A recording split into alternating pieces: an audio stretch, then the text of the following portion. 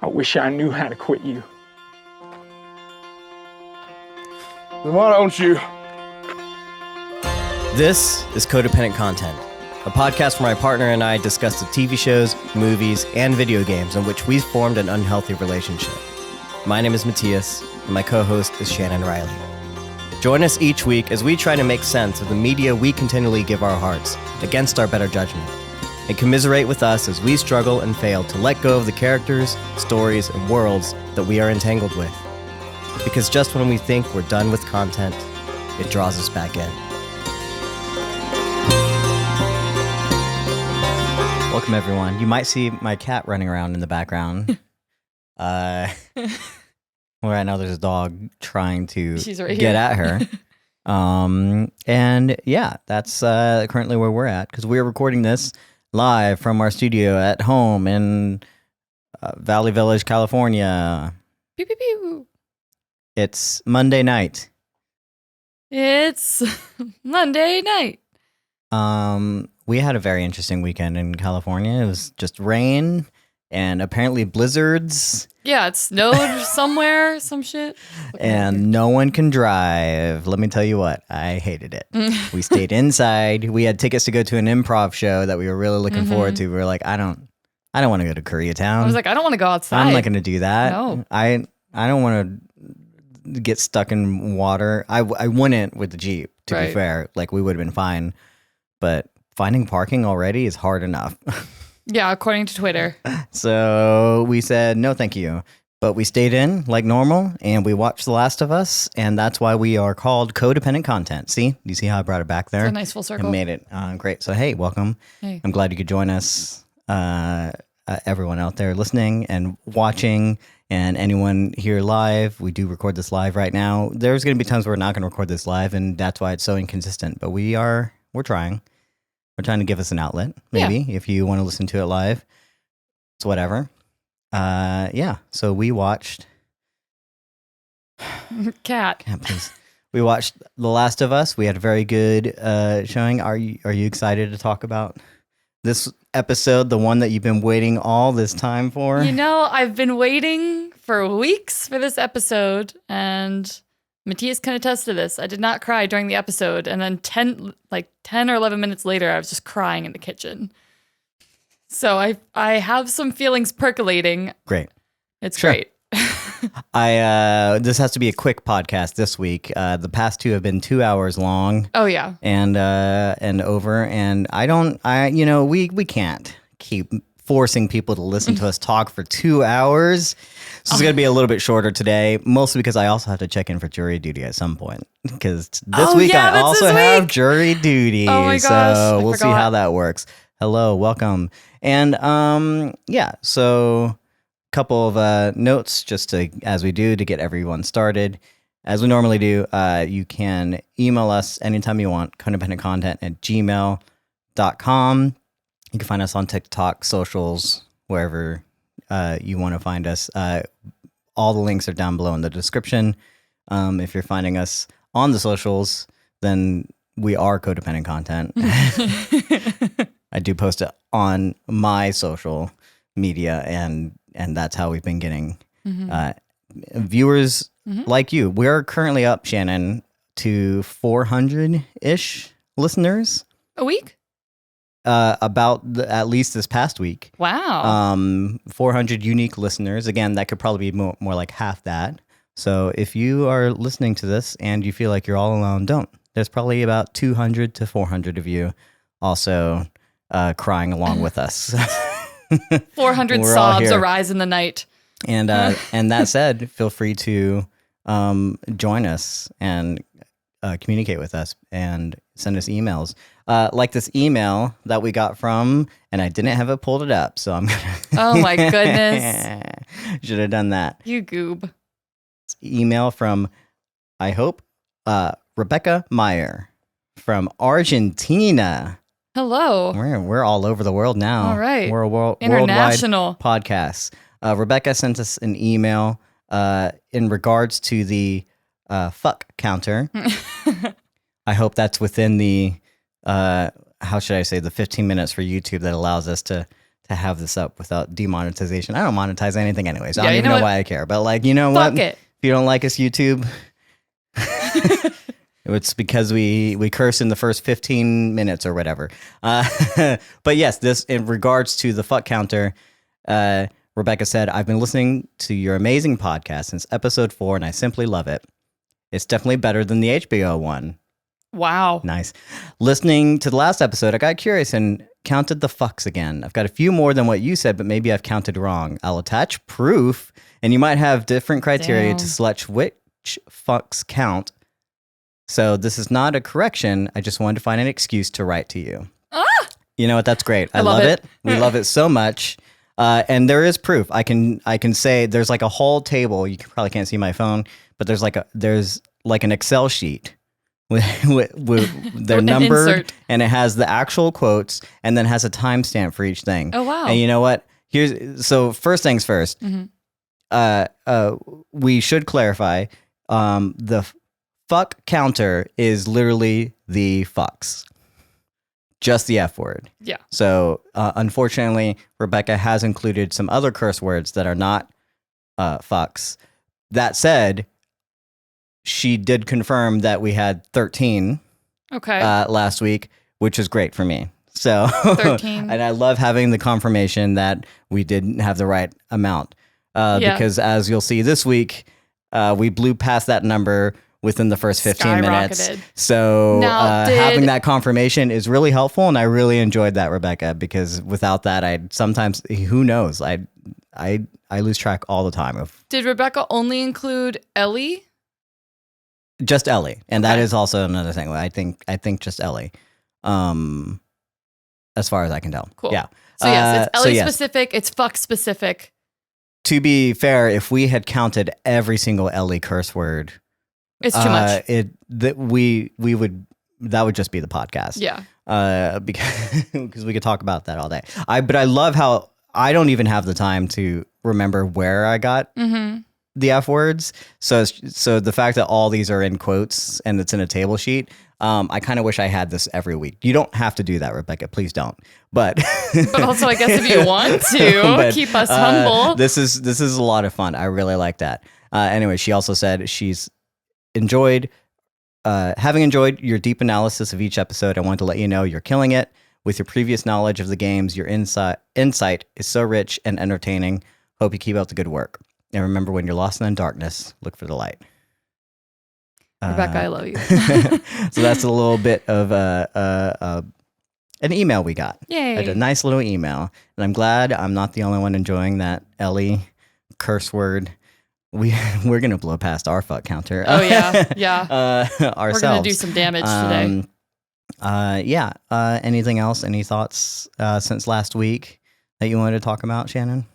No, I don't think so. I've just been waiting to see Riley, waiting to see Storm Reed. And I finally got, an episode I've been waiting for. And I will say, we had some guesses on how we thought the episode was going to open and close. It didn't quite start and end where I was anticipating, but I still had it was an amazing ride. Yeah. I will say in terms of last week, I was browsing TikTok as one does. As you want to do. There's some amazing analyses on TikTok, and there's a girl on TikTok, again, did not have this pulled up and prepared, and I should have. I knew he was going to talk about this too. The fact and you should have brought it up. You should have saved it for me. Anyway, Claire Wesson on TikTok. I love her breakdowns on TikTok of The Last of Us, the video game, and the show as well. And she brought up something that I thought was interesting because I went on a little bit of a tirade, a little bit of a rant about, I guess, Tommy being this weird spread democracy kind of military guy. But she did bring up the fact that, and I'll link to this TikTok in the description. She brought up the fact about how zombie shows used to be a allegory metaphor for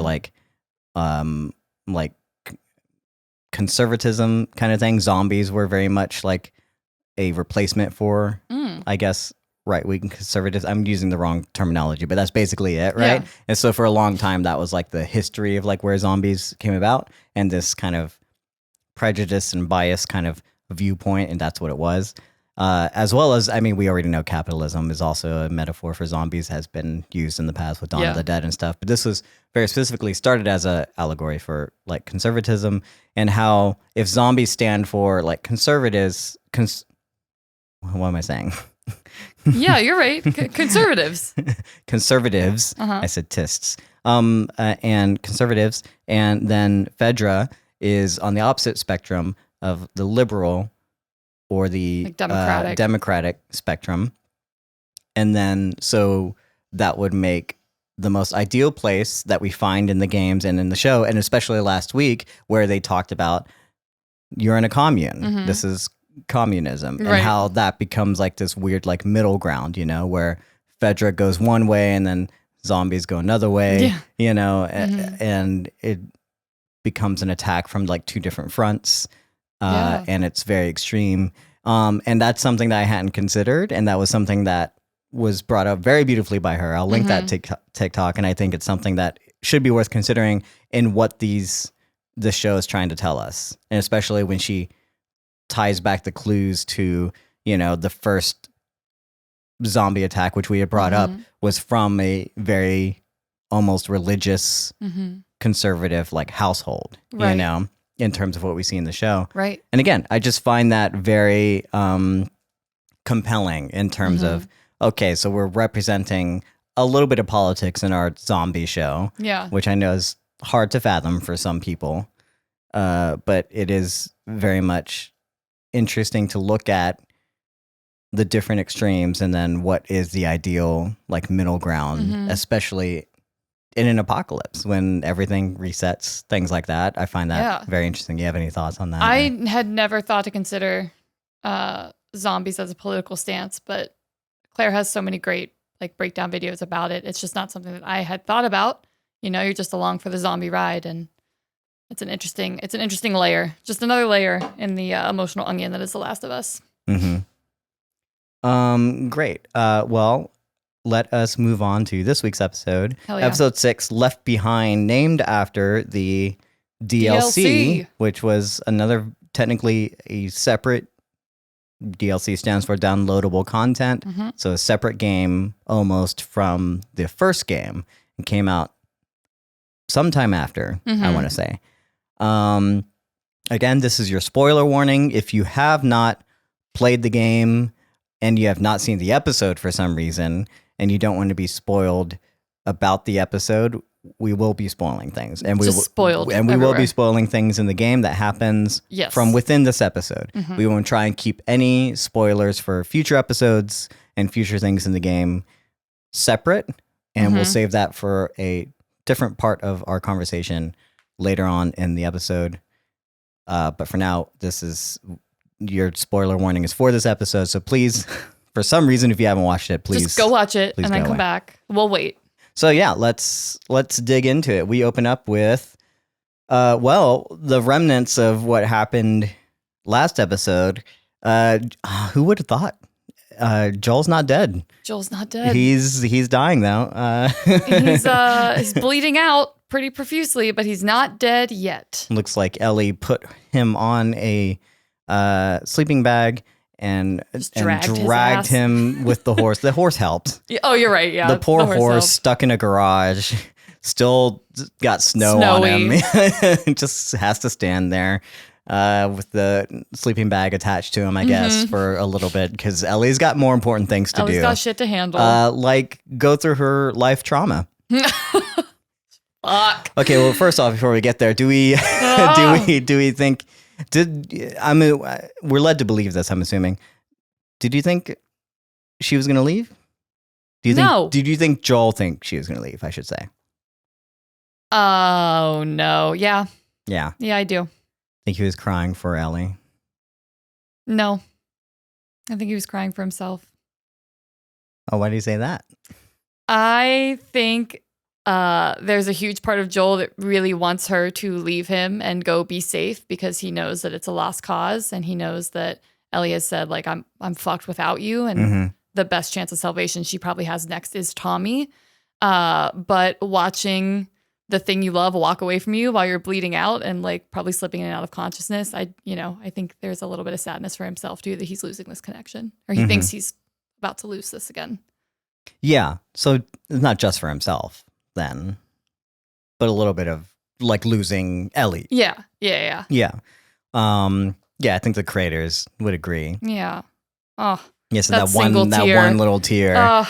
I think he's just crying from the pain for sure. I mean, you can't ignore that. But yeah. there's definitely like a part of this where you imagine that she's gonna leave and she's not coming back, and I imagine what's kind of going on through his head, and Right. man, just to sit there and just, I don't know where I'm at, and just to let it all go, like I don't know, and I wonder if he's trying to work up the courage to maybe push through it or whatever. Who knows? That's just a devastating moment. And then she, I think, clearly considers it when she gets to that door. Like, am I Really? going to leave? Do you think there's ever a doubt? I don't think Ellie was ever going to leave. I don't think Ellie knew what she was going to do, but I think after that shove and she's walking up the stairs, it's just, that's why that flashback hits her. It's like, you have someone that is dying, probably feels alone. You're terrified. You don't know what's going to happen to them. And she's remembering, as we find out, like, you don't leave the people that you love to suffer alone. So I don't think, knowing that that's Ellie's history, like, I don't think there's any doubt in her head that she's not going to try to stay and help this parental figure. I just don't think she knows like how she's going to do it, but it kind of solidifies her resolve. Yeah, I think this is, again, where we come from having played the game. We know what's going to happen. And, But also, if you've seen any story, she's not going to leave. Right. The story can't happen, right? If you're watching any show or movie, then she's got to stay. Yes. And she's got to try and do something, because otherwise, why not have Joel separate while in Jackson? Yeah, doing literally anything else. If she's just going to go back, like, something else has to happen. Right. Like, this is not the end of it. So you kind of know that, which makes it interesting when you think about the fact that this wasn't originally included, and HBO wanted this to be included in the episode. Yeah. They wanted, originally this was just going to be the Left Behind, Ellie and Riley, but then they decided to tie this into what's going on with Joel. And I think they tie it in beautifully. I think there's enough there, but also I don't think there's any doubt for us, Right. Yeah. And it's not to say that like it doesn't do its job well, but it's not really causing the tension I think maybe that would have wanted there. And I think that's clear because it was just an add-on kind of thing. It's almost an aside. So, I agree with you. It's there, but I do love the fact that she is, even does determination on her face, like she's just, she's willing to do anything at this point. Yeah. She's already dragged him here. She's that's probably like a long way, and she found this place, and she is really wanting to help him, but she's struggling too. Yeah. She's struggling hard. This is the one time where she's kind of like in over her head. And she doesn't have a protector. She's taking on the different role, and I think that's also what Joel's kind of going through too. He was there. Yeah. This is a thing that he was afraid of the whole time. Like, what happens if I fail and I do this? And now he's going through this, and he's like, I'm going to die. Yeah. This is Bill, right? Bill's about to die, and Bill's like, no, go find Joel, and Joel does the exact same thing. So he's in Bill's shoes. Right. And Ellie's in Frank's shoes, right, in a way. Frank handled it, I think, a little bit better. To be fair, Frank had a lot more experience. Not quite as many fucks. We don't know. But yeah, nice little parallel there for the way that these protectors are still trying to protect by pushing the people they're protecting, onto someone else. Yeah. Very great parallel. Yeah, someone that they trust to take up the mantle. But yeah, we don't see how that ends for a while. And she pushes open the door, and we're brought back to 4 months ago. Yeah. About-ish. Yep. In the Boston QZ. Mm-hmm. And she's training with FEDRA. This is a little bit new. What'd you think of all this? We didn't know that she was, or this wasn't said in the game that she trained with FEDRA. Right. I know, because I know they say FEDRA School. I, for some reason, assumed that meant like regular school. Maybe not like officer training school. This to me, for the first time, I was like, yeah, this is like a foster care unit essentially. Mm-hmm. And I don't know why that didn't land with me sooner, but like they live here, they train here, they learn whatever they need to learn here. And it almost feels like a pipeline just from being a weight on society to being like a productive member of society. Because you're an orphan, you don't have anyone, so like we'll take care of you, and then you become a productive member of like the FEDRA. I also wonder if this is, I guess, limited to like if there are other children in the QZ, in order for them to get schooling and training or any kind of thing, they have to go through FEDRA, right? So it's very maybe a clear path, you know, which almost makes it very like propaganda-ish. And I think we'll get into that a little bit when we talk about Kwong.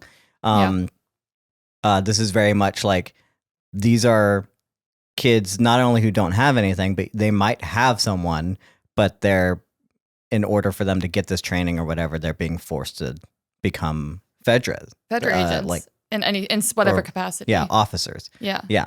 And so very interesting. I'm going to say something controversial right now. Do it. I think Bethany has every right to be mad. Oh, that Ellie's shitty attitude has made the group suffer. Yeah. Well, that seems very like military, right? Like you're a team, you're a group. So when one person fails, you almost take it out on the team. So you realize that you're all dependent on each other. Oh yeah. Is that like a tactic? Yeah, for sure. But also she is holding the group down. Like everyone else is passing her as they're running, you know, and she gets caught up in her own world. And Bethany's not wrong to say like, hey, like I don't want to suffer because of you, and that is something that you want to do. Right. It's not just a military thing. Like if you were in a sporting group, I guess, and if anyone is punishing the group because of one person, right, you know, then yeah, it becomes. I feel like that's a legit concern. Did she have to go attack her friend like that? I don't know. Hey, you know what? Fuck her up. I don't think it would have taken much to rile Ellie up. No, Ellie's always living on the edge. Well, I like that when we meet her again in Kwong's office, that we realize that she's always had a temper. She's always had like behavioral issues, quote unquote, but they've been particularly bad in the past month. Yeah. Well, the past few weeks, right? And you can tell that she's been getting in trouble because, like, even when Bethany first confronts Ellie, Ellie immediately looks for like a like counselor or someone, like an adult. Yeah, she looks for a coach or whatever it is that would be there. She looks around. She's like, I don't want to start a fight. Right? No, Ellie, I think, would love to start a fight. But Ellie is already looking around because she's like, I don't want to get in trouble again, is what she really doesn't want to do, because she's like, no, I don't want anyone to see me do this, and making sure that no one's around. So like, yeah, so she has been acting out the past 3 weeks, and we obviously we're going to figure out why, and we know why. But yeah, she's stuck here. So getting into her thing with Kwong in the office, I like Kwong. He's very charismatic. A straight shooter too. He's doing his thing. He's got to deal with. He's probably got a whole lot on his plate. This is an interesting look at FEDRA. And I find it interesting because our poll a couple weeks ago was who's the real bad guy. Yeah. And overwhelmingly, the answer was FEDRA. Right. And I think when you get looks at individuals and not just an organization, comes harder to say that. Yeah, absolutely. I just like that he's able to read and respond to what the situation needs. So with someone like Ellie and children that behave like Ellie, like you can punish them over and over and over again. And if that's not the language that they're speaking, you need to redirect. Right. And I like that he's able to just say, okay, you see these traits in Ellie that, she does I think she likes power and control. And I think that makes her feel safe. So what do you play to? You play to the fact that, hey, if you don't get your shit together, you're going to be under people like Bethany for the rest of your life. And if you can just focus a little harder, you can do all the things you want to do. You can take that power and control, and you can make a change. You can make the changes that you want to see. And I like that he's intelligent enough and capable enough to redirect that energy. Sure. That said, he's probably lying. Oh, do you think? Oh, yeah, because I was, as y'all know, in the military. And he sounds so much like a recruiter. This is not a drill sergeant kind of behavior. Your recruiter will say anything to get you to join up, to be a part of the team, to kind of do this is what FEDRA wants, right? This is why they send Kwong, is because he knows how to talk to these kids and to train them. Right. I think FEDRA is limited on options, and he doesn't need someone causing trouble in the ranks, and he does. I think there's a certain part of Kwong that, believes in Ellie a little bit. Yeah. But also I'm reeking a lot of recruitment behavior from right. and you're totally right. And that is sort of also what I mean. Yeah. Like we hear Riley also say that, or reference in some way that like Ellie can be a leader. Ellie can cultivate change. That's something. When did she say that? When we're in the when law. Riley says that. Yeah. I thought you said Beth. I'm sorry. No, I have no idea. So when Riley mentions that Ellie's able to like take the power and be a leader in some capacity, and that's not something that was offered to Riley. It's like, I think that just kind of shows you that, yeah, you're right. Kwong does have that like big recruiter energy. That's probably why he's in this position, is because he can get the results from these kids. And I think that the way he does that is by finding the truth there, which is Ellie does want that control. And I think she is capable of being a leader. Yeah, it's a lot like a con artist kind of thing, figuring out what the person really, really wants. And then kind of like subtly like inserting the idea, right? He uses the visual of like, hey, this is what it could be, and it's keys. You can have the keys to anything. Yeah, I thought that too. Like I carry the keys. She's probably been locked up quite a bit. She's been in the hold, right? Right. And so this is a thing that she would want to have control over that. I don't know that she is. When he says like, you're smart. And I see this, he might not, that might not be it. Right. He's just trying to get into her. And as much as I want to think that he's a nice guy and that he's trying to do the best that he can, has good intentions of creating a future generation that might actually be able to help FEDRA, as Ellie has been told. She is the future. Right. And she was told by FEDRA officers that she is the future. And she's starting to believe that. And I want to say that he has good intentions there, but also like if they need people just on these different details, they have to fill in. They got to have people that are under the umbrella that believe in FEDRA and believe in the work in order to keep them there and to fill in the ranks. Because otherwise the whole thing's going to come apart. Like Kansas City. Right. Yeah. And Yeah. I do think he believes it when he says, without FEDRA, this city is going to fall to shit. They're either going to murder each other or starve each other. Like, I believe that he believes that. And therefore, that does, again, influence how he treats these kids. Because if the kids are the future and you need to keep this system running, then you need to have as many willing, competent, complacent people to participate in the hierarchy. So yeah, I liked his tactic. I think it's a way better. Once you realize that you can't punish Ellie, you can't like bully her into making a choice. I like that they were able to just hard pivot and kind of try to play to her emotional state instead. Right. This is definitely like, someone else has been the bad cop before and he's coming in and playing the good cop. I think this is definitely like you said, a tactic, and it's propaganda. And it works. Unfortunately, and Ellie she has no choice, she's a 14-year-old kid. And this is where you get them. This is I'm not going to say this is it, but this is also how they got the Nazi Germany going, right. Which is they started with the youth. And this is kind of reminiscent of that. It's not quite as bad because, FEDRA they put together this whole thing. They're protecting everyone. They're in a way kind of right. Right. I just think it's also really interesting when we look at how this is playing out and the way that he talks about it, and the fact that we don't actually see any evidence of what he's talking about to be true, or much less what he says about her to be true, because we don't meet Ellie in this like school situation, training situation. Yeah, so very interesting. Also, just something I wanted to bring up. She asked for her Walkman back. Yeah, how privileged is Ellie? That she gets a Walkman out of a. Not only would I be mad as Bethany that I have to run more laps because of this girl, but how many of them do you think have Walkmans or batteries for their? A Bethany sympathizer over here. Wow. I'm just saying, like, wow. It's very interesting, and the creators talk about this too. How much she covets this Walkman because it's hers, and she, it's one of the few possessions she has in this world and everything. Right. And you probably don't have these around that much. I'm like, yeah, you don't have it. Why are you running? Like, leave it in your room. Yeah, she's fucking showing that shit off. Why? Yeah, she gets to run with music. Ellie, you deserve to get, get bullied. You know what? I didn't think about. She does not deserve to get bullied. Number one.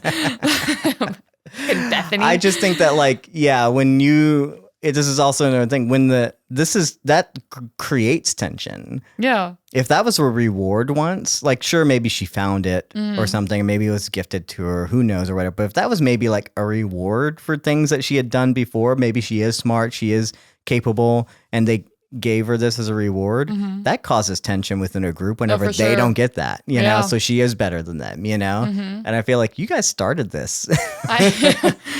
So now I want to know where she got that Walkman. There's a whole, I think there's a whole backstory, a whole lot of, you can look into that. But I just wanted to point that out. We like to say, like, oh, it's Ellie's thing. Like, she loves it, and, a great little reminder of the past. But also, like, come on, guys. Being a little shit. Yeah. Ellie's back in her room. She's reading a comic book. Reading her comic Savage book. Starlight. The one she's probably read over and over again. Surrounded by her posters. I don't know where she got the materials to put up those posters or whatever, but she found it. She went to probably where she found the Walkman. Hobby Lobby. She raided the Hobby Lobby. I don't know. And then we finally meet Riley. Yes. Oh man. I was so excited. I'm still so stoked. Storm Reed, she enters that room and immediately I buy into their relationship. I believe it. So it has history. It has like real feelings. You can tell that Ellie is surprised and excited and also hurt and now the mad. Like, there's so much in her. And that's a recurring theme for Bella Ramsey in this whole episode, is experiencing like 10 different emotions in a very, very small window of time. And I loved, as soon as Riley's introduced, I'm just sucked into that like internal world. Yeah. Also, again, do you think every girl has a ladder outside their bedroom? Just the cute ones. Just Ellie. Yeah, just Ellie. Again, another privilege thing. Bethany just wanted to be part of the group, guys. She just also wanted to go. Stop making the case for Bethany. I don't want to like that bitch. We're going to keep this train rolling. Great. Yeah. Anything about this meetup? Anything going on? Oh, yes. Specifically. Oh, she didn't. Okay. So first off, Riley didn't say anything to Ellie. I know. Like, Ellie literally thought her friend was gone and dead already. But the reaction doesn't make it seem like she thought, like, she's just mad at Riley because she's there. But yeah, I don't know. I just find that kind of terrible. That she left without saying anything? Yeah. So in my head, how she meets who I think is probably Marlene and gets recruited, I imagine that Ellie was like in trouble or something, like just wasn't around. And she got I don't mean a real call, but like the call to go be a firefly. Oh, she was. Well, they said that. She was in the hole. Riley left to go do something. And then so that would be why. She got caught by Marlene in essence. And then Marlene asked her to stick around. And right. So. But also its own form of propaganda, I think that we'll get to. They're playing the same game, Marlene and Kwong, just on different sides. So yeah, very, very interesting. But yeah, I just thought, like, not even try to come back, say anything. Wow, like that's just interesting. I don't I have written down, when has Ellie ever said no to anything crazy? Because Riley says, like, you're going to say no, but it's crazy. And I'm like, what? What? When does Ellie ever? And she does say no. I'm like, oh, okay, Ellie, I guess you're going to, it just strikes me as a little bit different from Ellie. I don't know what's going on here. I think the reason she says no is, again, like, she doesn't like to feel out of control. Sure. And I'm so sorry. Riley is someone that, like, kind of is like a step, not a step ahead of Ellie. I'm not sure how to word it the right way, but she's a little older, is the one in the control position. She's the more driving energy. And I think Ellie is the, like, pushback energy. But in the give and take here, I can see Riley being the one that's like, here's the idea, here's the plan. And Ellie being like, that's stupid. Here we fucking go. Mm-hmm. So I think that little no was more of a, like, stubborn, like, drawing my boundary sort of thing, and less a crazy idea, like, no, I don't want to be a part of it. Because Ellie's always down to fuck around, I think. Oh, for sure. Yeah. Yeah. And so, yeah, they leave. Oh, I have one more note. Right before they leave, when Riley says, get dressed, and Ellie goes, turn around, and she says, you're so weird about that. I'm like, is it just because they shared a room together and Ellie, like, never wanted to watch her? That was her empty bed. No, I know. So I just, it's funny. It's not funny. Of course, you're going to clock it when you're around someone that much. But I just like the idea that every time they're getting ready in the morning, that Riley's over there probably chatting around and putting on her stuff for the day, making her bed. And Ellie's like, can you please not look at me when I don't have pants on? You know, I can see that being like a thing that they've gone through. Just being roommates. And now she's like, still with this. I've been gone for 3 weeks, whatever. So I just thought that was a cute moment. So I'm going to go through this quickly. There's a whole lot that happens. They almost get caught. Then they have a little conversation about how she got her little scar, the 7-Eleven incident. We don't know what that is. And the creators don't know either. And that's okay. And then they find a dead body. Their flashlights don't work. They get some alcohol. And then they jump around a bunch of rooftops. Whole lot of just, Ellie and Riley doing their thing, figuring out what's going on, going on adventures. Good old rooftop jumping montage, which we love, when rascals are being rascals and street rats are being street rats and stealing bread and being hooligans. All right. Yeah. A whole lot just to get to this mall, this area where they finally turned on the lights. Yeah, I don't have too much going on here. I just think it was fun. Yeah. I think another way to quickly establish their dynamic too is just to see them, like, how they navigate together. There's a whole lot of, again, talk about fireflies versus FEDRA and all that kind of stuff. But that happens throughout the entire episode. I think we can have that conversation. Later on, umbrella. Just kind of, yeah. Can we talk about how, like, wildly activated Ellie is about guns?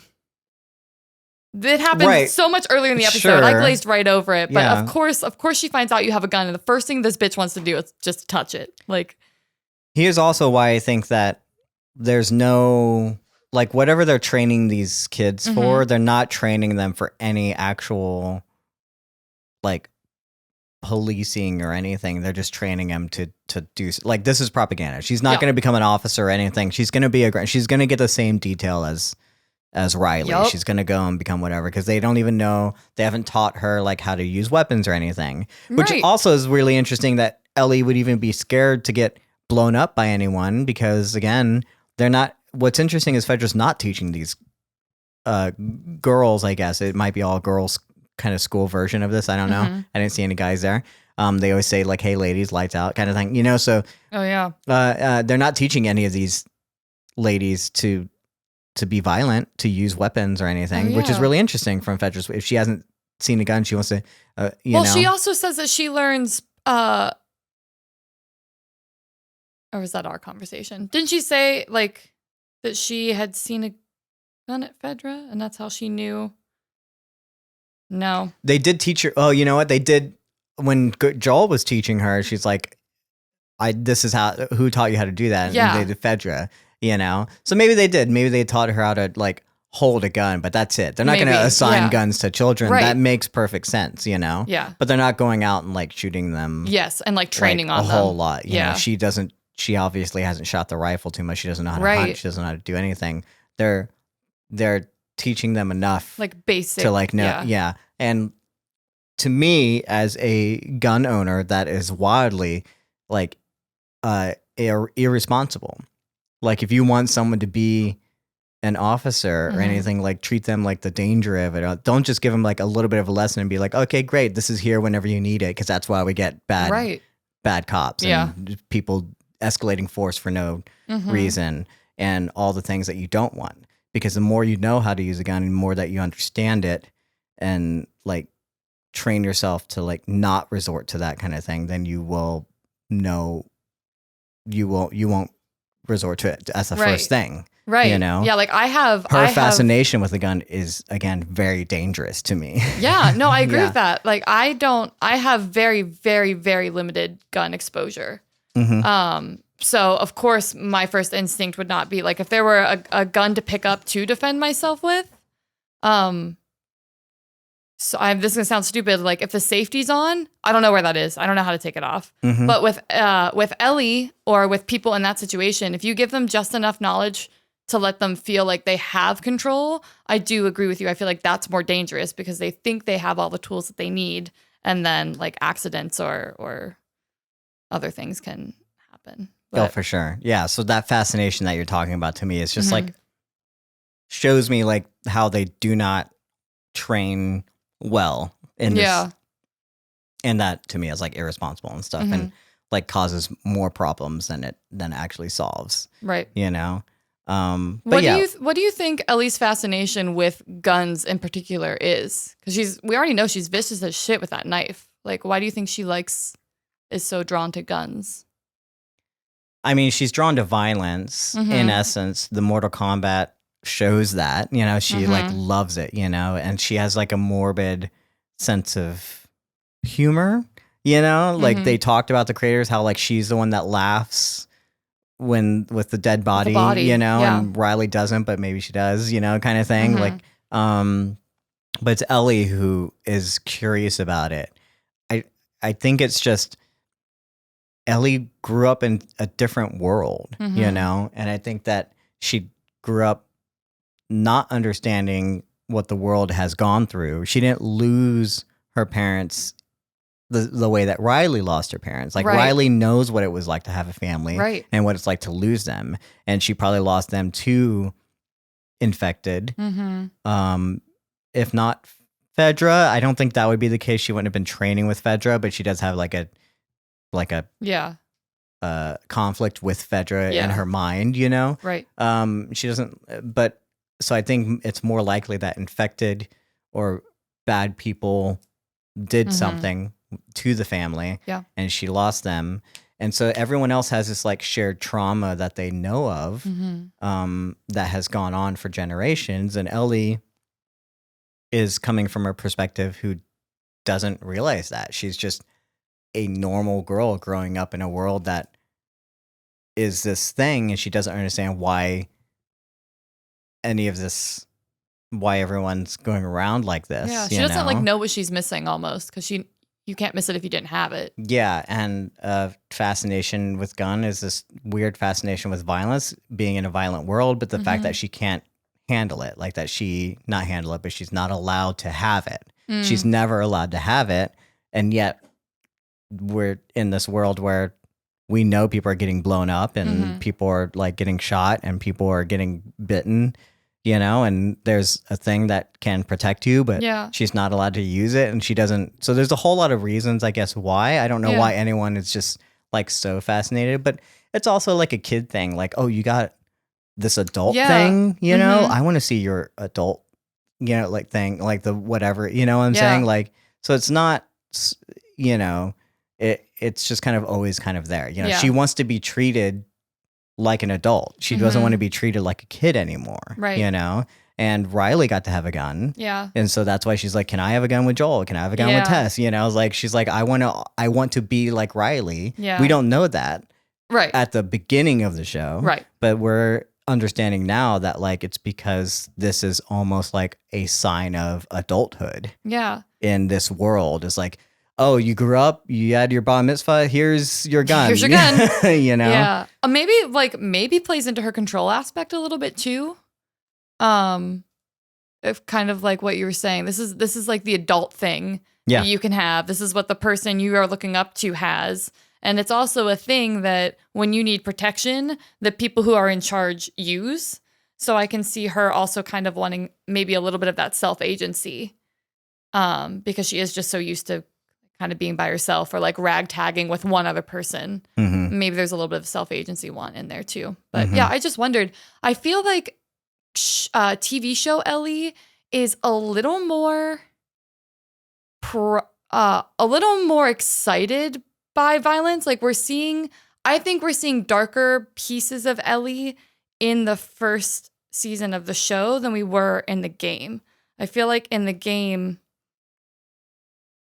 Ellie, I know she's 14 and I know she still stabbed people in the game, but I feel like Ellie in the game very much does seem like a kid that I have to help, maybe because I play as Joel so often. But in the TV show, I really feel like there are dark parts of Ellie that come out and we get to engage with that, and I like it. Sure. Yeah. Just a little different. Finally, Riley shows her that where they've been going and the surprise that they've been waiting for, and it's a mall. It's a mall. Very much from the game. Mm-hmm. Ripped straight out of the pages, as it were. But yeah, the same mall. We knew where this was going, and very much happens similarly in the game. And Riley surprises her by turning on the lights. Yeah. This is where I'm gonna have a little bit of a rant. Oh, here we go. This is something I've been wanting to make, like a short or a TikTok. I have some pet peeves with sounds, things that don't have sounds, and one of them is guns. We've talked about that a little bit. Guns don't make noise. They don't cock every time you raise them. And the sound designers put them in there all the time. And also, lights don't make noise when you turn them on. And it's always funny how they put on this like ka-chunk, ka-chunk, ka-chunk down the hallway, right. And then the lights. That's not how lights work. They don't make a loud noise whenever you turn them on. They just turn on. There's the light. There's no reason for them to make a noise. Right. It's just a pet peeve of mine. And funny when you think about it, because you realize it happens all the time and they put it in every single thing. I just assumed there were lights that turned on like that. Nope. But it's for doesn't effect. happen. Oh my like God. Somewhere, if you're pulling the lever Sure. might make that sound, but where the lights actually But the actual it always light- make it seem like it's coming from the light. They do. It's not. It's not. Why? What would be turning on? No, you're right. Maybe if there's like an air conditioner like turning on or something along with it. Sometimes if you're powering up something, that might happen. Maybe. But usually it's not yeah. that. Usually it's just a light in a warehouse, and I just find that hilarious. That's just something I wanted to have my little rant. You can have your rant. Because this is a place where we do that. This is my podcast, and I get to have my rant about light bulbs if I want to. And I can talk about ranting. Okay. This is now the light bulb podcast. This is the light bulb contest. No. Ellie is so full of hope. Just the awe on her face when all those lights turn on. There is something even in 2023. I love looking at a lot of lights. Like lights are romantic and exciting and awe-inspiring, and they put a lot of feeling into places. So I already like lights. Well, this mall is a lot more cinematically lit than a normal mall, which is like large fluorescent top down. Gross, light. yeah. No, it was so beautiful, and so was the look on Bella Ramsey's face, and I think. And most of it's real. Yeah. Which is great. We know, according to the podcast and the creators, the second floor is not real. This mall that they used did not have a second floor, but it was a real mall. It was being scheduled for demolition. And if you look at the behind the scenes videos, like it's a real mall. Yeah. Like they dressed it up, and I love that. I love that too. Like this whole thing was just gifted to them. Yeah. And therefore to us, because we get to actually like see this. Yes. This would normally be like a huge undertaking. Like how do you rent out an entire mall, and for however long, like 2 weeks that you need to shoot this, right. Like that seems impossible. Most of it would have been done CG. Right. And I think it's a gift that we get to just see this realized practically, and the set designers came in and killed it. Yeah. I it love looks it. stunning. It's so beautiful. Mm-hmm. I was even reading the... Like, I want to have an experience. Like, keep that mall going. Let's have an experience where we can just go. Oh, yeah. Oh, that would be so fun and No, awful. it's probably demolished now. Yeah, but. it's dead. The carousel is even, like, it was in that mall, and another mall took it. They were like, hey, can we rent this back from you guys? They were like, yeah, sure. Oh, wow. So that carousel is the same, it, like, belongs with that mall, which I think is fun, too. So, yeah, montages. Girls being girls is what I have written down. Girls, being perfectly adorable. This is where I'm going to apologize to the audience, because I know, Shannon, I don't know if you know this, but as I've been told on TikTok, a lot of people come to this podcast for your perspective, the one female perspective on this show and from this podcast. And I am unfortunately not a female.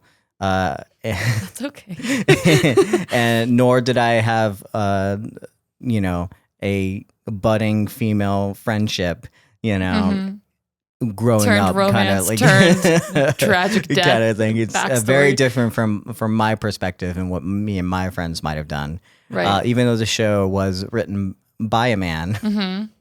True. I will say this is kind of out of my depth, and I'm sorry for anyone, but this is very much where I feel like you have more probably like insight into the friendships and the things, because that I would not have, Well, I think looking at lingerie for the first time, was that kind of that kind of thing. Oh gosh. Well, here we go, because this is going to open a can of worms for me. I, for a very long time, thought I was asexual. So I also did not have the normal experience. Like, I don't remember doing the like giggly bra thing. Also, I have small boobs, so like I was never really worried about like buying a bra for the first time, because I didn't need one for a very long time. And by the time I bought a bra, I was like in high school, and it just wasn't, I don't think, exactly the same.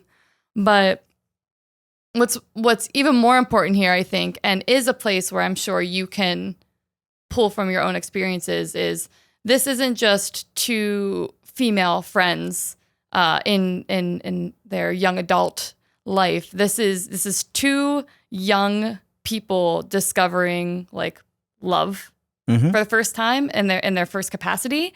And I think that's what makes this story so special, is that, friendships are so important, and I love diving into them. But when you add that extra layer of what does romantic love feel like when you're 14, and that sort of magic where everything is shy looks and self-consciousness and awkwardness, but like a playfulness. And that's where the lingerie bit for me is the most funny, partially because I don't see Ellie as a particularly femme presenting girl, which is fine.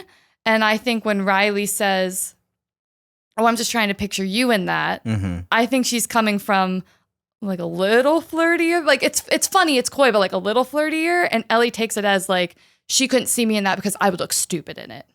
Right. Because she doesn't fit the like ideal. And she looks at the mannequin and also like the picture of the girl and sees like that I don't look relate. like that. Yeah. Right. And so also what does Riley want? It's kind of a question, because she's laughing at me, but like maybe she wouldn't laugh if I looked different. Right.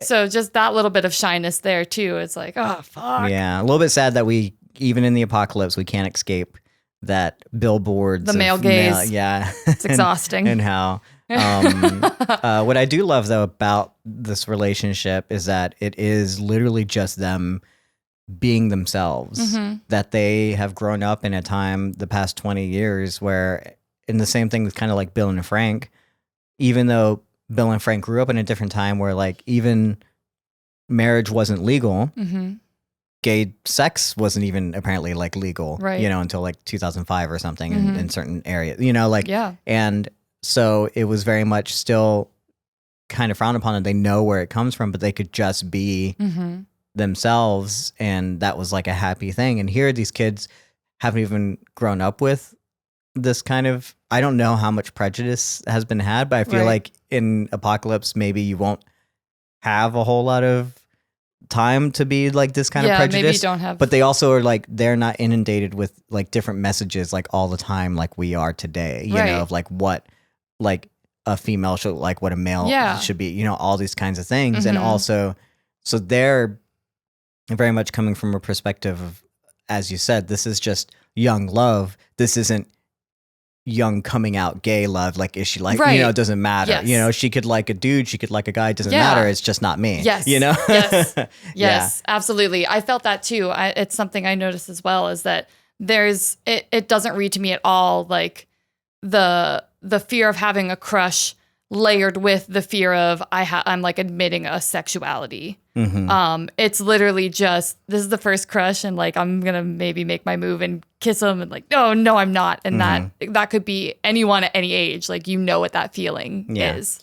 So do you think Riley is, because what I think Riley, we have to remember, knows that she's gonna say goodbye. This whole thing is just a big old goodbye to her best friend. Do you think that at this point she believes it's anything more in Riley's eyes? I think we know from like looking at Ellie and being in Ellie's perspective, we kind of get the idea that she's in love with Riley, right?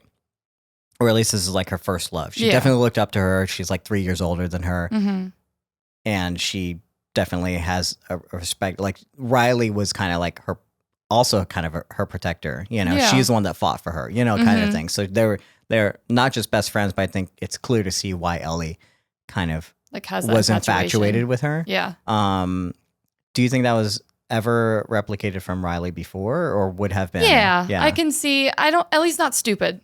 I think that you can tell when someone sees you as a friend. And you know when that's all they see you as. So even when you have a crush and you're like puppy loving over that crush, regardless, you know, like, this person's either giving me the vibes or they're not giving me the vibes. So I can see Riley as a 16-year-old girl, like, she's got great energy generally, but I can see her getting a little flirty with Ellie, like the calling her out earlier for being weird about not wanting to put pants on in front of her. And she's like, oh, come on. Like, I can definitely see her maybe blurring the line between like friendly joke and a little bit of flirting. But you think she wanted like maybe to pursue something with Ellie, or you think that was just like flirty friendship kind of thing, like young kid stuff?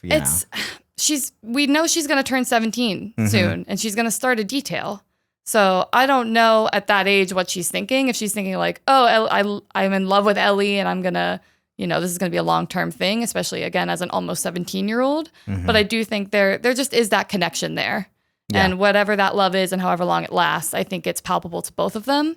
And now just cutting their time short together is what's kind of maybe making it percolate heavier. Yeah. I think there's something here from Riley that just wants Ellie to kind of grow up. In essence, just a little bit. Like, it's not quite as there as it would be in like different, I guess, shows of this ilk, you know? But Riley, I think, has been forced to grow up in the past 3 weeks, because now she's gone from, I'm a kid just like Ellie doing these things, and like now they're going to give me this detail, and now I'm like going to have to look into like, what do I want? She no longer gets to just be a kid, and then she's kind of been thrust into this Firefly camp, and she's got responsibilities, and she's going to get transferred, and she's like now doing things with adults, you know? And there's a little bit of like wanting to relish this with Ellie, but also wanting Ellie to maybe kind of stop being a kid, because like Joel, like if Riley's not going to be there, then who's going to protect Ellie? And Ellie needs to start like learning for herself. There's just like a little bit of that there, I think, is going on. I think probably too, because she mentions later when she admits that she is leaving, that she asks if Ellie can come along. Yeah. And I don't know if they gave her a real reason of why no, Ellie can't. Or if they just kind of left it at that, like, no, we're not accepting her as a recruit. But then as Riley, what are you thinking? Like, oh, how could she have done something differently to get recruited? Should she have been with me when we were, when I was running around through the city while she was in the hold? Like, there are parts of me that wonder, maybe she wishes Ellie were just maybe a little more in control of herself. So maybe she was more pitchable to come to this like next stage in Riley's life. I think there's also the fact that they were going to transfer her to Atlanta. Mm-hmm. It seems to me like a way to, again, to me shows where the Fireflies are not necessarily the good guys. She thinks she's going to do something, like she's got a job to do, kind of responsibility. They're separating her from anything that she knows, you know? Yes. They're like, we need you to go over here because then this is not... I know. Because this is... Our cat is being a little bit of a vicious little... She's being a diva. Okay, thanks, bye. Don't chew on the cords again. Oh my God. What a little shit. Anyway, yeah, like there's that, again, propaganda-ish, very much separate from friends and family, and knowing that Riley has no family, but also like any connections here in order to get them to be like a good soldier, you know? Which I think is, again, heartbreaking. That's why Ellie can't come along. That's why they tell her no, is because we need you to, in order to keep you as our family, in order to belong with us, you need to be like, this is your new family. Yeah. Yeah. And you need to commit. Kind of essence, you know? And again, you've got that big recruiter energy. It's the same thing. Riley admits like she wants to belong. She wants to be chosen. She wants to have that family and familiarity.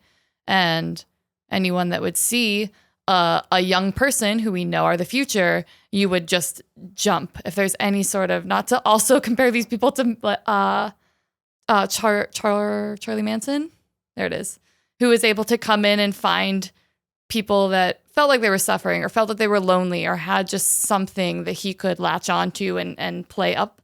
I feel like that's what both FEDRA and the Fireflies do. If you're going to recruit people to your cause, you need to find people that need something. And oftentimes it's either like a sense of control and power or a sense of belonging and community. And those are what these two groups are capitalizing on in their young population. Yeah, definitely, where like why the Fireflies would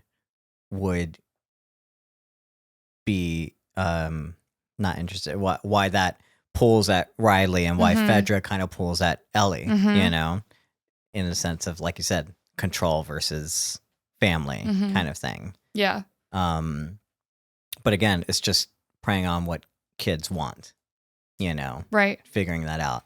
And we'll see that I think neither of them want either of those things by the end of this.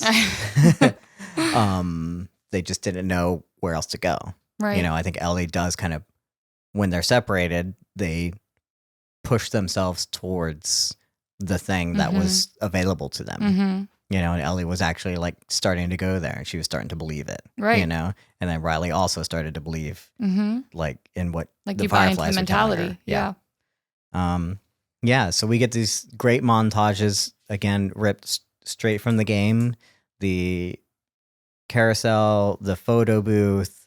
Oh, yeah. A little bit of the arcade's a little bit different from what I recall. They didn't have any coins to actually play anything.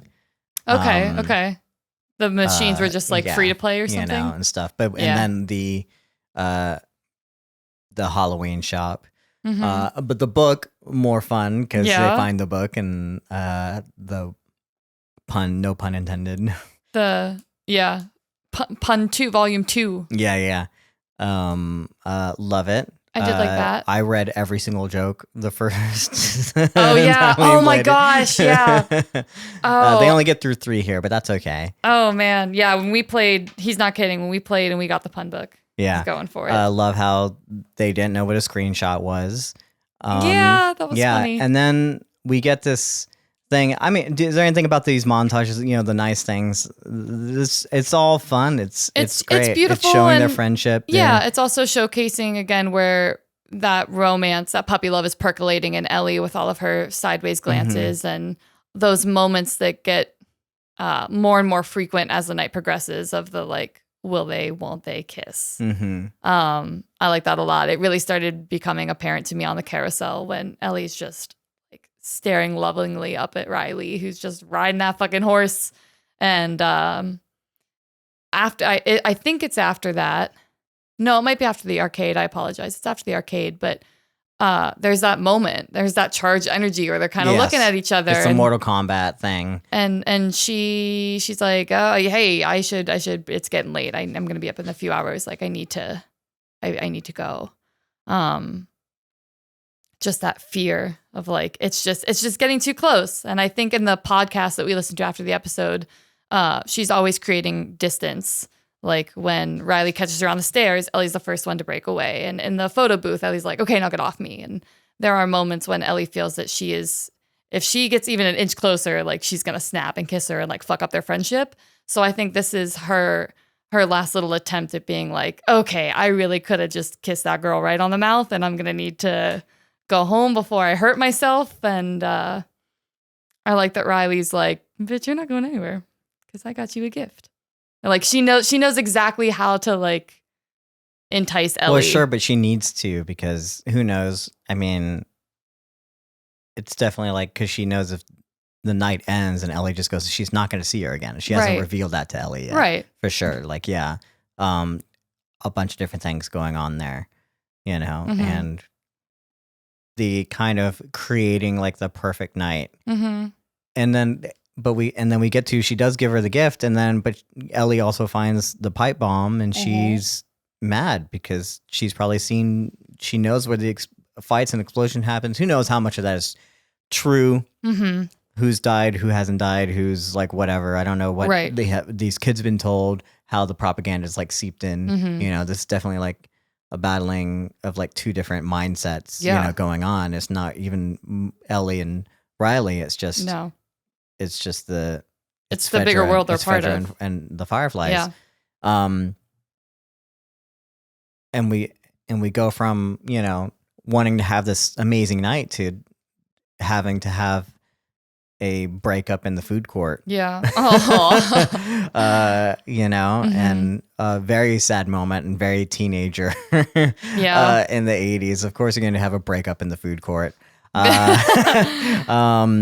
But yeah, and where she finally tells her I'm leaving, you know, and Ellie asks, why did you really do this? Like, why did you come back? Why are you here? And she says, because I wanted to see you and I wanted to say goodbye, which is what I thought she was going to say. Makes sense. Like, that's clearly what's going on here. But what did Riley want? I mean, sorry, what did Ellie want to hear?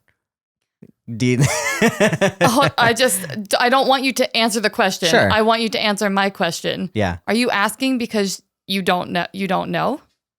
Or are you opening the floor for me? Opening the floor, but also she's been pulling away this entire time. Oh no, bitch. Ellie wants Riley to kiss her on the mouth. Are you kidding me? Because right before that, she says, none of this shit was even about me. Why did you bring me back here? Because I wanted to see you. She goes, and? Like, oh, you just wanted to see me? She's not waiting for an apology. She's not looking for like a friend-filled day. She has puppy love head over heels for this girl. And again, that's why I think Riley, throwing back to your other question, that Riley has shown some of that interest too. And Ellie has been picking up on it. Their relationship is dynamic and has energy. It's electric. And she's like, oh, cool. So you're going to say goodbye to me and not admit that you want a mouth kiss? Like, yeah, I definitely think that's what Ellie's fishing for. 100%. Is that how you propositioned in the past? Can I have a mouth kiss, please? Can I have a kiss directly on the mouth? Well, because there's also like, can I have a forehead kiss? And that's different than I want to be kissed on the mouth. It is a mouth kiss. Anyway. I don't think I've ever asked anyone for any of those. So, yeah, sure. Yeah. Sure, Shannon. You've never asked me for a forehead kiss. I just give them freely. I will ask for a forehead kiss. Anyway. I also want people to take notice of the music when they enter the arcade. This is something I don't want to spoil, but like this is a song that comes back in a big way. And I love how they used it here. It's not a song, like it's part of the score. Oh, okay. Shannon. I was like, I don't remember a song. Yeah, no, it's the music that's playing right here. It's going to play in like a big moment, I feel like later on. It's very emotional and very interesting. I don't know that we've heard it yet in the series, but this might be the first time we're hearing it. At least it's the first time I remember hearing it. And I think it's very interesting that they put it here. especially when your clue is that like when she looks at this, she says, "This is the most beautiful thing I've ever seen."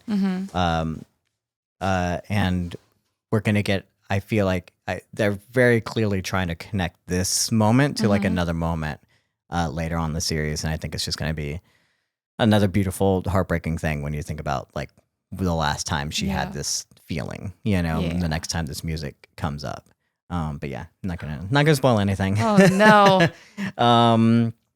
But yeah, they have their little breakup in the food court. Ellie storms off, takes out her anger on a trash can. That poor trash can. You know what? Bethany had it bad, but this trash can. Oh my God. Trash can sympathizer. But yeah, and of course she goes back. She finds Riley in the Halloween store shop, the whatever you want to call it. And Riley explains how the Fireflies are her family. She feels like she belongs. She talks about her old family and how she belonged to them. This is a very interesting way to think about family. I've never heard anyone put it in that way before.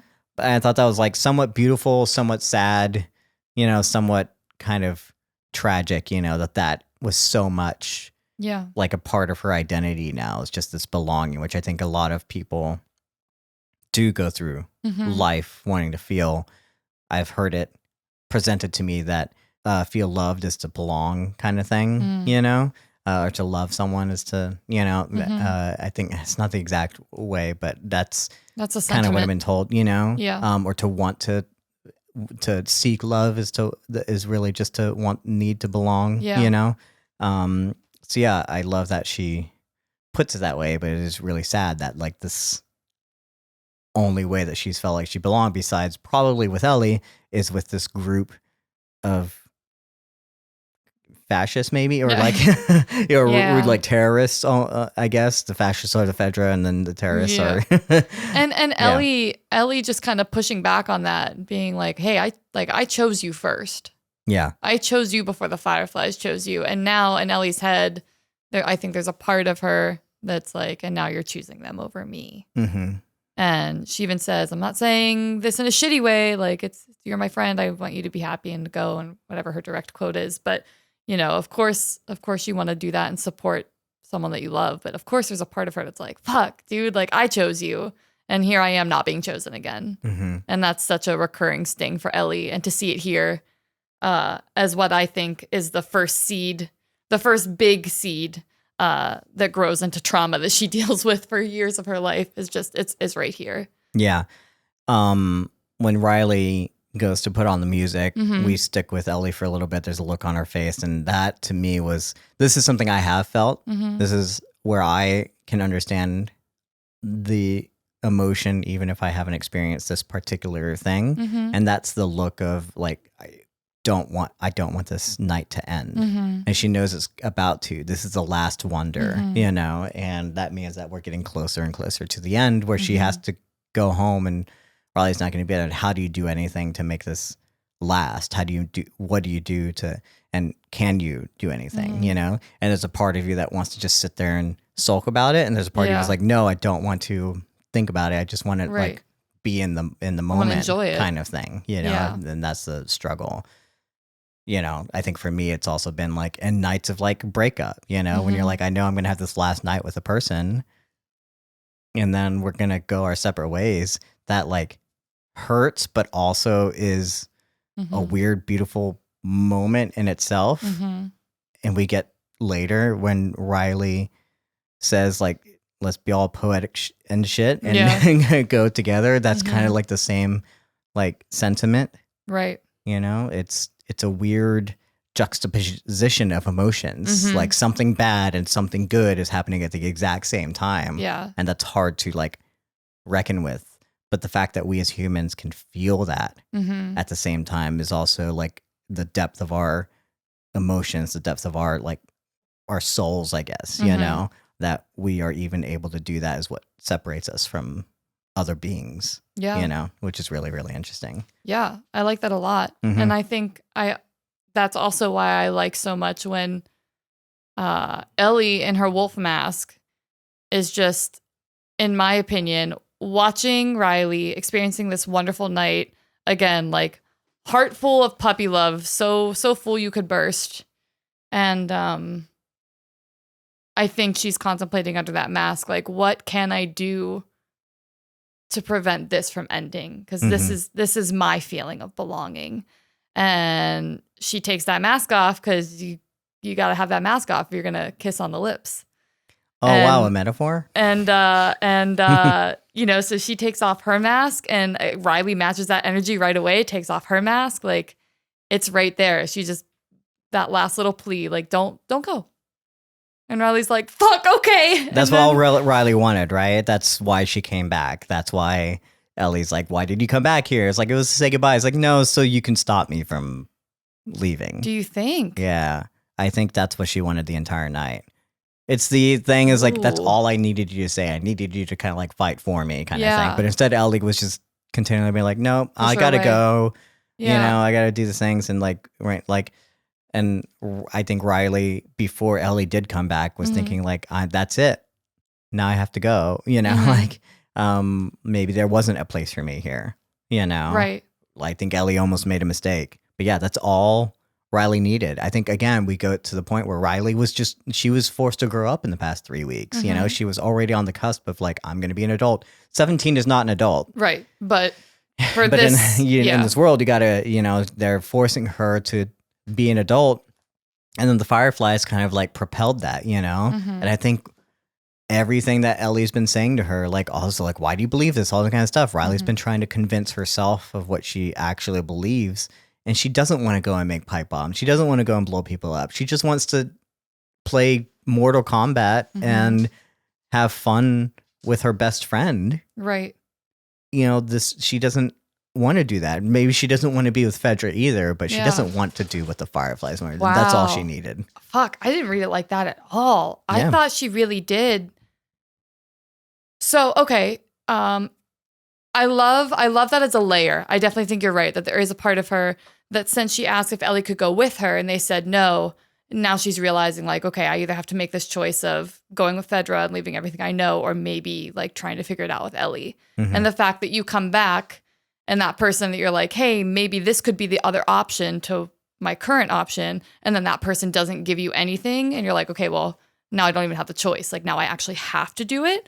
But just the way that Riley speaks, even when we first meet her in the beginning, Ellie's like, oh, you said you were going to be a part of this, but I didn't know that meant you were going to join the fucking Fireflies. Like, I definitely think it makes sense that Riley feels activated toward this cause and this branding. For sure. But yeah, I that didn't even occur to me that maybe that was part of it too. Right, but at the end of the day, when like these are two opposing ideas and it's not, and they have been kind of grooming these children. Yeah.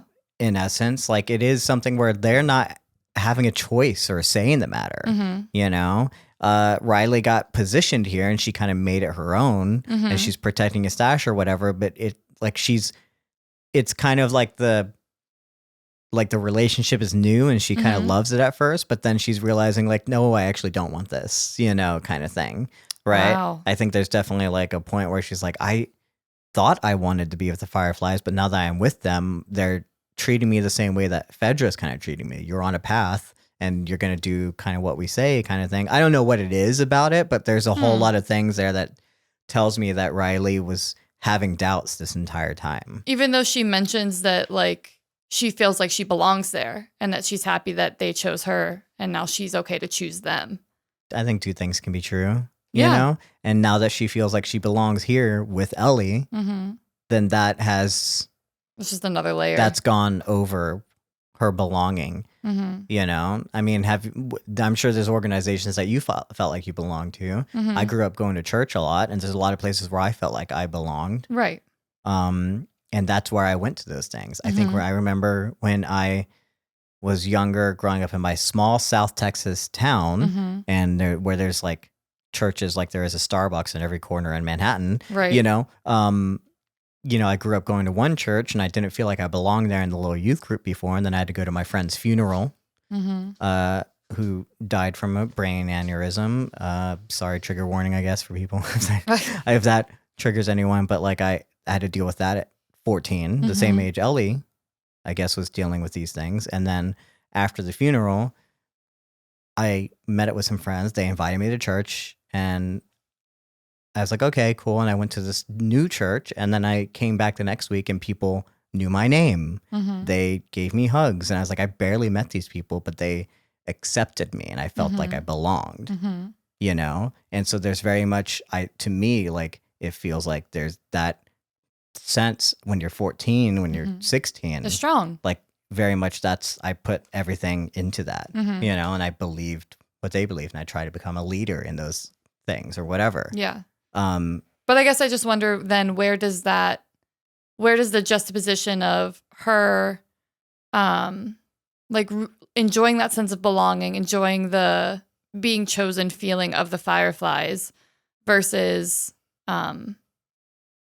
not wanting to go. Do you think it is predominantly just the pull of Ellie and feeling that I think she it's has the a pull home of there? Ellie. I think it's the pull of Ellie for sure, but I think it's also like, I think it just happens faster in this context than I guess it would happen with a lot of people. Whereas like, even though I'm still consider myself a believer, the organizations that I was a part of and the way that they believed, and especially Southern Texas evangelical Christians believed, is not the best way. I had doubts, you know, and I had questions, you know, and then I was like, you told me this thing, but I'm not exactly sure I understand what you're saying, kind of thing. And I think for Riley, it's the same thing. It's like you came because you belonged. You came because people believed in you. She says that Marlene picked up on how it started with a compliment. I see how you're doing with the guards, how you're sneaking around them, you know? And so, whereas in FEDRA School, they weren't appreciating her and they were just going to make her do shit detail.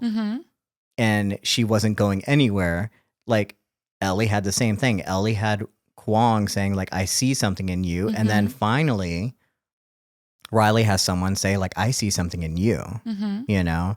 And in the same way that I believed when people said, like, I see something in you, like, I went into that and wholeheartedly was like, wow, this person sees something in me. I want to, like, give back to that. Yeah, of course. But, like, it took a while to get to the point where I was like, what they were seeing was not that was just things that they were saying, you know? And I think it just comes like, back ingratiate to themselves Riley, to you. like, realized a lot sooner that this was not really, like, something that, again, she wanted to be a part of. So maybe when she doesn't Riley's want to like, go. we don't do that, like, that's propaganda, you think that's her just kind of like parroting the expected response, that she doesn't actually believe what she's saying? Yeah, and also maybe wanting to believe that. Maybe wanting to believe that they, but she is, but there has been activity, because we do know that from the first episode, or maybe the second episode, that, like, the Fireflies have been more violent. They've been spreading out their attacks. They've been doing more explosions. We see Tess almost get blown up by an explosion. And I think that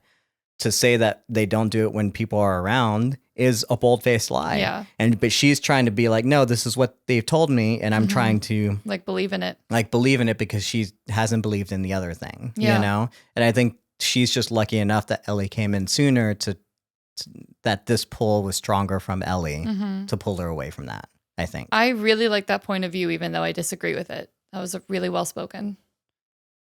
What do you think it is then? That I'm just saying, that's fine if you disagree. I'm just what. Oh yeah, what the thing I'm disagreeing with is that she doesn't want to be a part of it anymore. I think she absolutely does, and I think that as a 16-year-old girl also experiencing, like, probably some type of love for the first time, I think that she's also getting swept up in this, and this big idea of this is your last night together. It's been fun, and just the way that Ellie knows this is the end of our night, I think Riley also feels like this is the last time I'm going to be in this space with this person feeling this way. And that's a huge step to take. And tomorrow she's going to be shipped off to a different state doing, she's not even 100% sure what. She's like building these pipe bombs. I don't think that there's a piece of her that believes less in the Fireflies. I think there's just, it's not like going off to college, but you know what I mean? It's like when you leave that sense of home for the first time. And I think she feels all that warmth and all that energy and maybe a taste of, man, I wonder what my life could be like if these weren't the options that I had to choose from, fucking FEDRA and the Fireflies. And then Ellie to make the first step toward vulnerability there. And I just say, don't go. Just to show her that, like, I'm experiencing the same thing as you, but from a different perspective. And of course she wants to jump on that because neither of them want this night to end.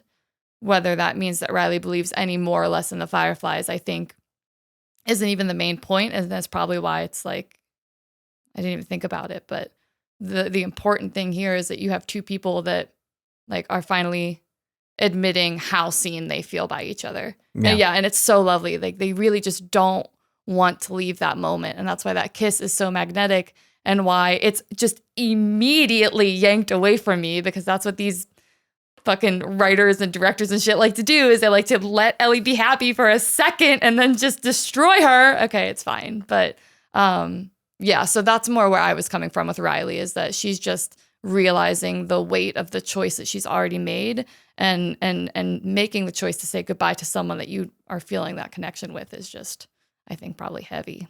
Sure. I think there's something about Riley when I first watched it that was akin to Tommy. Oh yeah, I like that. Or even, comparison. I mean, both in the way that they were, like, in all three of them, I guess, you know, Riley, Ellie, and Tommy, how they were led to believe certain things, you know, that they were going to save the world, kind of thing, in their different perspectives, you know. And so I think that's very much can be true, you know, whenever you have to hold yourself to an ideal more than anything else. This is going to come back, I think, also in a big way in the final few episodes of like, do we hold ourselves to an ideal or do we hold ourselves to our individualism kind of thing? It's going to be a very interesting conversation when we get to it there. And I think it's hard to make those decisions. And unfortunately, we never get to see if Riley would have made that decision because at the end of the day, like, it gets ripped out from both of them. Their futures and the options are just suddenly, like, gone. Everything, all this was leading to this thing. I have a bone to pick with anyone who does a zombie show and does this kind of thing. We knew what was going to happen. Well, me and you knew because we played the game. And I think also you kind of, I think, are going to understand at a certain point that this might be like, it's inferred, this is what's going to happen, like that she's going to get bitten. I'm sorry. At what point did that zombie bite her? Because they did not do any choreography. They did not. Can we just? I looked. Can we not treat us like stupid? Like, I understand the point of, like, having, like, this happens in every single zombie show. I feel like it's like they have a little tussle and you're like, oh, did they get bitten? Did they get it? And then they have the reveal where it's like, oh no, they got bitten. And you're like, wait, when did that happen? You know, and it's more about the reveal. I get it. It had to happen. It's part of the story, but I'm really annoyed that, like, there's, like, one little moment where it could have happened, but it still would not have. Are you talking about the Ellie moment where she's got her arm up, or the Riley moment where she, like, briefly has her hand Both of them. up? Because I was watching, as I said, I was watching the show. But no, it's like, okay, so you see that happen. I'm like, okay, so is that where it happened? But also, like, are you telling me that they went through that whole fight and her arm didn't start to bleed until right when she... I mean, that kind of happens sometimes. Cinematically just happened to, like, pick her arm up? The point to me is that I get why they do it. I think in the game we actually see them get bitten. If I recall correctly. I don't remember. Someone will correct me. Get in the comments. Get in the comments! In either case, I don't like... If you're just going to show them get bitten, you have that reveal. I don't like it. I might as well just show me, because I want to actually believe it. And I hate that I didn't. I hate that I'm like, okay, there wasn't a moment where they actually got bitten or whatever. I was like, you don't have to show it to me. You can still have the reveal for the audience, I guess. But then I still want to go back and be like, oh, that was the moment. That was the bite. bite. I missed it, you know, or something like that. And I'm just like, there was no moment. Show me the in bite. the choreography. Her arm was never near the mouth of that specific part of the arm, and I need lips on arm. It's just again another pet peeve with how these filmmakers do things, and the director did an amazing job with the episode. Props. Yeah, no, it's great. It's props great. to her. I'm not gonna take away anything, and I feel like it's still a very effective moment. Yeah. I just wish that we would stop playing just the moment and not the moment before. I guess.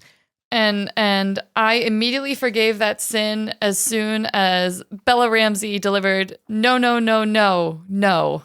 Mm-hmm. Ow, God. Bella Ramsey has an incredible talent for making these very like visceral human like emotion sounds. In the Sam and Henry episode where she watches Henry, like she makes such like primal noises as an actress that I was just like, fuck, that just that happened. She's living it. She's giving in, like, yeah.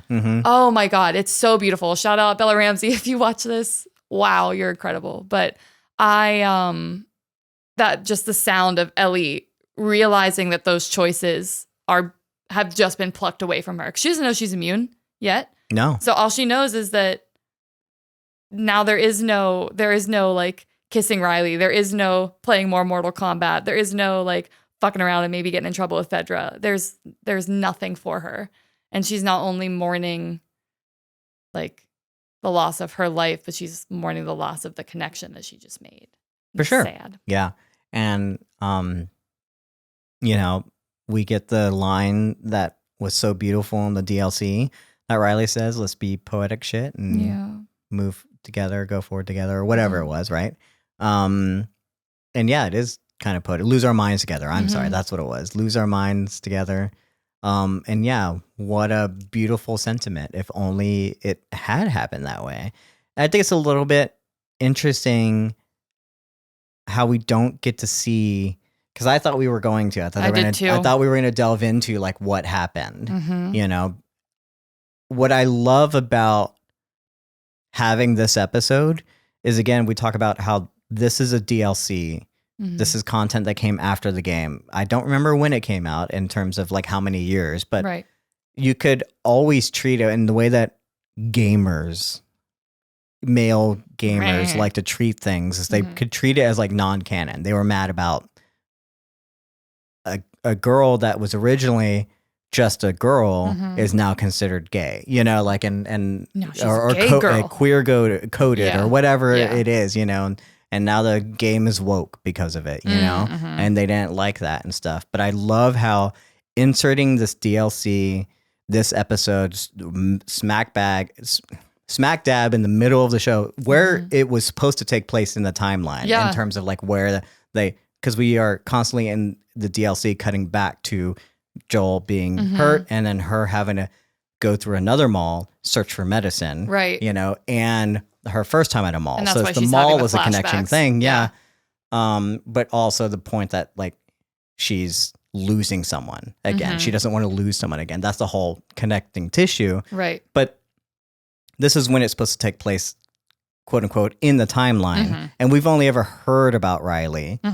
We never got to like see it, and we didn't know what the connection actually was. Right. The fact that this makes it canon is great to me. That it puts it right there in the middle of it. It's like you can't deny it. This is a true thing. It's real. Like this is factual, and you can't say like, oh, you can't ignore the DLC. You're like, oh, I love the game, but I don't. Yeah. I ignore the other one. No, this is like you can't. Actually it's just part of Ellie's story. That said, I wish we had gotten to see the trauma of like what had to happen afterwards, because I can imagine like very different things happening, right? Did Ellie have to actually shoot her? That's what I wanted to ask. What do you think? Did Riley maybe have to, as they were turning, I'd imagine that they're losing their minds together. So like, what are you feeling? I'm feeling this. And Ellie being like, I'm not feeling this, you know? And then like maybe Riley slowly realizes that Ellie is not turning, and maybe she shoots herself. I don't know. Or does she convince Ellie to do it for her? Does Ellie have to wait until she turns completely? Do they fall asleep? The same thing with like Sam, and then she gets attacked and then she has to do it. We know that Ellie has killed before, and we always assume that it was Riley. But we don't see it. Right. You know? I don't count the infected as having killed. Right. You know, per se. And because I think when she brings it up to Joel, it's like, no, I have killed something before. I think it's supposed to be Riley, but we don't actually see that, so I don't know what happened, and I don't know, and I feel like that. Do we need to see it? I don't know. I think I would have liked, I guess, more confirmation of like, because I think to me that's so interesting. Yeah. Of like what could have happened and how that story could have been told, and like what that can do to a person. Yes, I wanted like the emotional closure of really knowing what happened. And we don't know how Marlene found her. I assume the Fireflies put Riley there. Right. And so they came and checked up on Riley and they found Ellie instead. Maybe. Is what I think happened. And Marlene found her specifically, and that's why she locked her up. That can be very true. I think that's very straightforward way of putting it. But how does we don't ever get to see how Ellie deals with the recognition of what's happened. Why did this happen to Riley and not happen to me? Yeah. You know? My two dark headcanons just involve Riley being shot before she turns completely. Mm-hmm. One of them is that you're right. They're talking about what's happening and Ellie's not experiencing these things. Yeah. Maybe they realize something is off. And Riley mentions the first option being suicide when she's pitching these options to Ellie. And I can see her maybe struggling with the fact of I can't Ellie, I can't leave you here. And Riley's I'm turning, I'm going to hurt you. And maybe she considers suicide again. And then Ellie takes that mantle and has to shoot her for her. I can see that being something. What she says at the end when she's we don't quit, which is again, the line that we get before we jump back to Joel. We jump back a little bit, a little bit ago, but we're going to jump back permanently and not see Riley again. After she says this is what we do. We don't quit. There is no third option, but we don't quit, right. And so Ellie has had that kind of built into her, this idea that we don't quit. This is why she's fighting for Joel. This is the connecting thing where it's I'm not going to leave him, because I'm not going to leave Riley. Maybe she does feel like she had to quit, but maybe Riley kept convincing her as she's turning, don't quit.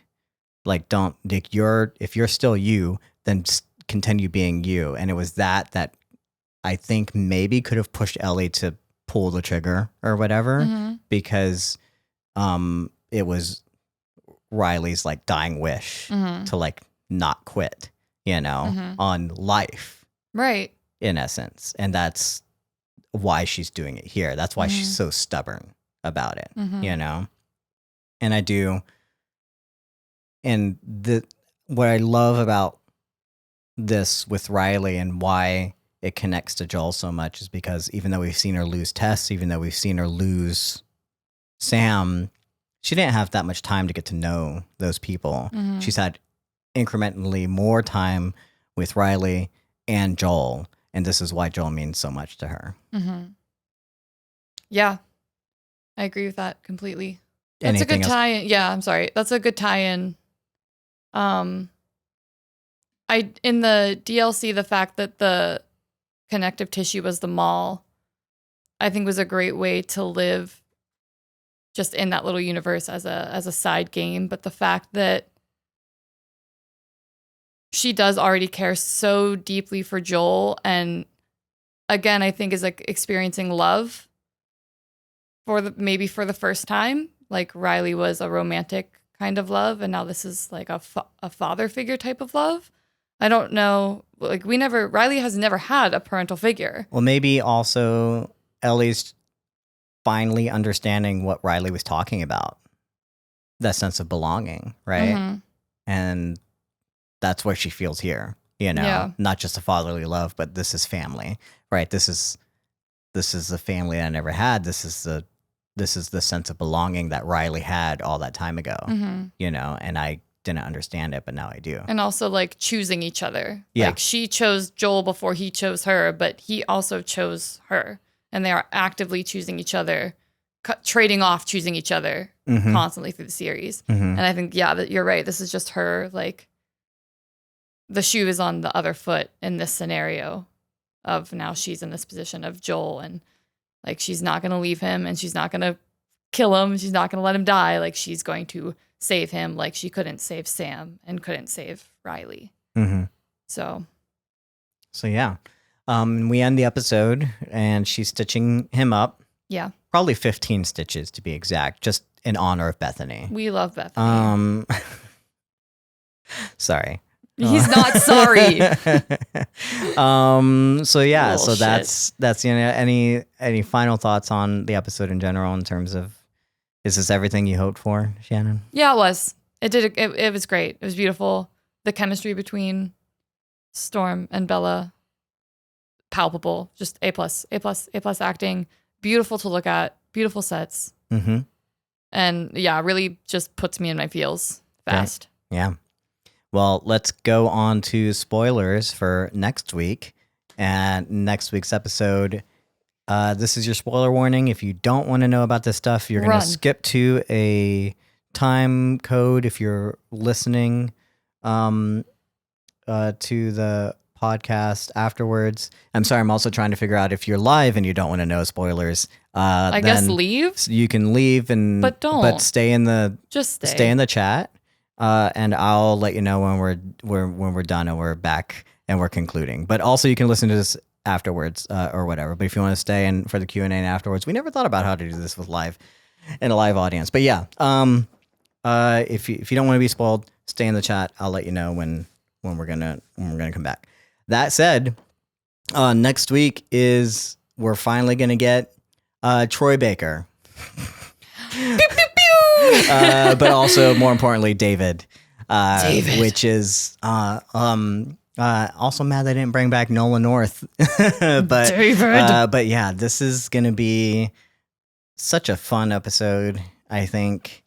Yeah, if you don't know David, he's the devil and he likes to eat people and he likes to chase little girls around in places. I don't like him. I don't like David. I don't like the part in the game where we had to play against David because he stressed me out and that whole community stressed me out, and I'm excited to go there in the show. But it's gonna be a tough episode. I think, man, when is let's just say it. Ashley Johnson gonna show up? In the last episode. The last episode, did you confirm that? No, that's that's what I think. Okay, yeah. Okay, sure. Because Troy Baker in 9 and then Ashley in 10, I think is. There's no 10. I'm sorry. 8 and 9. 8 and 9.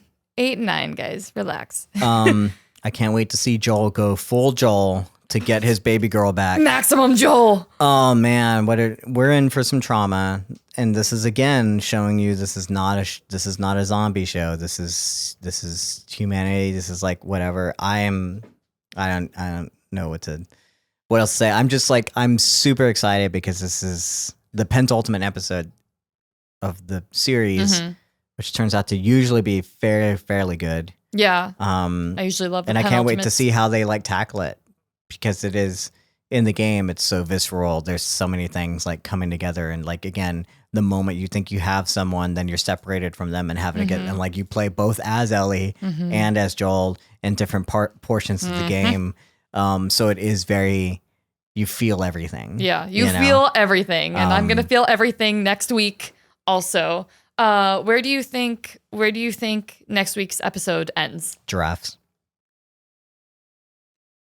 For the boys and girls at home, elaborate on that. It's either, I think it has to end there. I don't know that you can wrap up just the episode on them. I think in the game it cuts from him cradling her after the trauma, and then it cuts to spring, and they're already on a bridge, having come to St. Mary's Hospital or close to it, and then they see the giraffes, right? I don't think you're going to leave that split. I don't think you're going to end with him just cradling her. So I think you have to get to the giraffes, which is what I was saying. The song that we were talking about earlier, that's where it comes back later, is when they're looking at the giraffes and she's looking and she's like, and again, it's is everything you hoped for? You can't deny the view. Yeah. Kind of thing. She says in the arcade, this is the most beautiful thing I've ever seen. I think she says something to the similar effect. Right. There. And I think mostly because if we have so much room to cover, we can't do that at the beginning of the last episode and get into the hospital. I think we have to just end on a weirdly hopeful kind of note, and then kind of get it to the or some sort of cliffhanger maybe. Yeah. At the very least, it's very possible they could go beyond the giraffes, go to where she gets like Joel gets knocked out and then wakes up in the hospital. Yeah.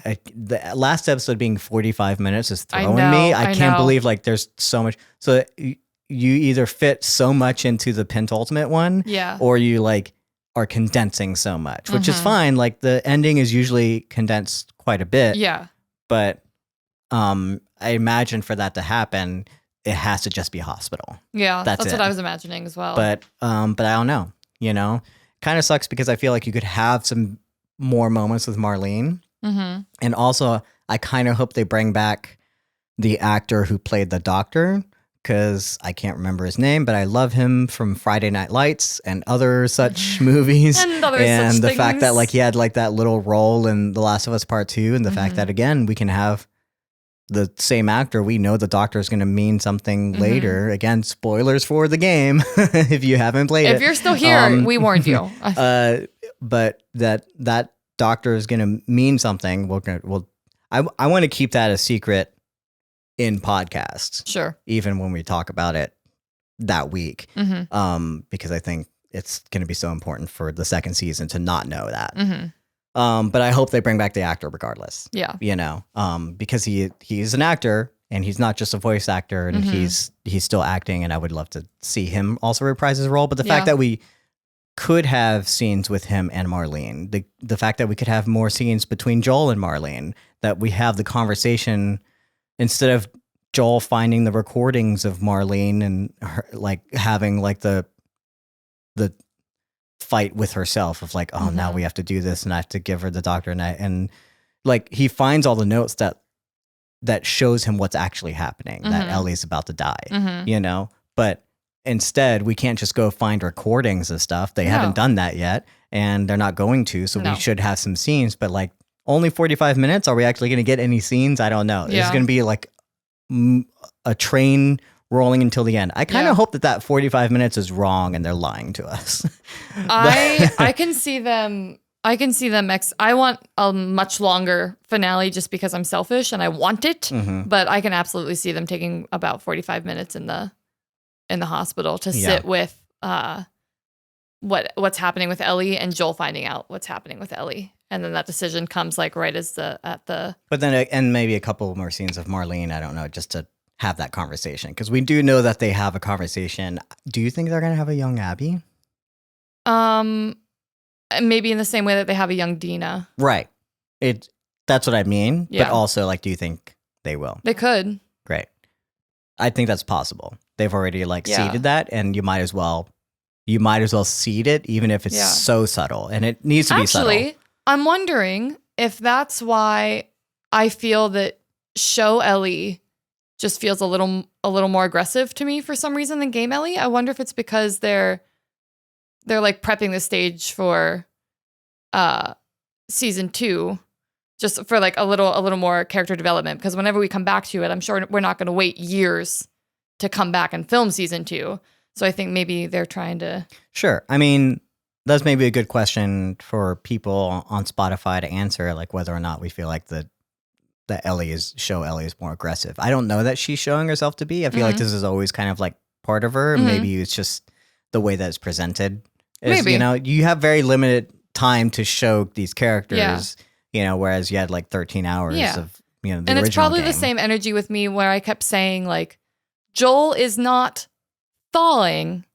He's just thawing quicker to Ellie in the show than he was in the game. Like, I think maybe that's just the same energy I'm reading. I'm looking into it because I know what happens. So to me, I'm like, the picture is even clearer now. Whereas in the game, it's like, I have no idea what's coming at me. So I don't know like how to read into it further. Sure. But yeah, that is, I think that's in terms of anticipation for the next episode. Yep. Great. As we mentioned earlier, we blew past that fuck counter within the first 15 minutes of the show. Yes, we did. I mean, we got 4. That was like the first line. Yeah. Was 4 fucks in a row. And here we are again. We're only counting fucks, not any of the, and only from Ellie. Only Ellie fucks. Only Ellie's fucks. And because we love her so much, and for some reason I decided to do this, and I think it's amazing. And I have now been rewarded with 34 total fucks. 34 fucks. 34 fucks. And to be completely fair, there could be more.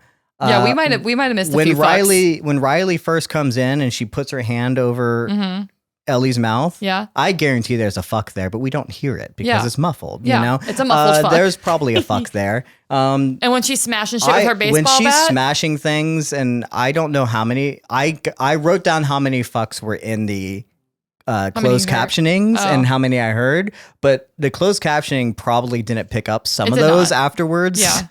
And so there's probably more. So we are, I thought we were going to do most fucks in the next episode for reasons. But instead we got a whole lot here. So I have no idea if we can, I don't know if we can beat this. I feel like if anyone can beat 34 fucks, it would be David. I thought this was going to be such a fun, not to say it wasn't a fun, loving episode kind of thing, like a little bit of a respite from the rest of the other things, but I didn't expect that the most foul-mouthed Ellie we would get is in the mall. It's just fuck city left and right. Yeah, I love it. So yeah, great. And Riley also really matches that energy. We didn't count Riley's fucks obviously, but now I'm kind of curious too because she keeps pace perfectly with Ellie's. I don't fucks. think it's as much. I don't think it's as much, nearly but as much. She fucks a lot. I'm sorry. No. Edit that out. Don't say it Edit like that that. out. Edit that out. Say it. Say what you wanted to say. I forgot. Now I feel self-conscious. She says fuck a lot. Yes. Okay. Yeah. She does say fuck a lot. Nope. Leaving that in. Okay. Great. No. So, thank you, Shannon, for again joining me on this lovely podcast. We live here. I was joining you. Let's be fair. This is your podcast, and I'm just living in it. Mattias, thank you for joining me on our podcast. You're welcome. I love being here. I love bringing the male perspective to things that doesn't often get said. Honestly, it's really something we're missing. Joke. This is a joke. I'm sorry. I don't want to be misogynist on my own podcast. That was a joke. We do not need more. I was trying to lay into the bit. We do not need more male perspectives on this. I'm going to alienate so many people. If you want to write hate mail, no, send it to me. Send it to codependentcontent@gmail.com. Yeah, email us. We have 3 more episodes to The Last of Us. This won't be the end of the podcast. Just to let y'all know, we want to continue doing this, but please email us. Again, there's close to 400 of you now. There's at least 170 followers on Spotify. Yeah. And that's a great, love to hear from you. So there should be at least 10 emails, guys. Sure, come on. Sure. So please, engage with us there. Feel free to let us know what you thought of this episode, as well as any things that we might have missed for sure. Because there's definitely things that we missed that we don't always talk about. And we love hearing about those things and having new perspectives. You can also follow us anywhere, links below.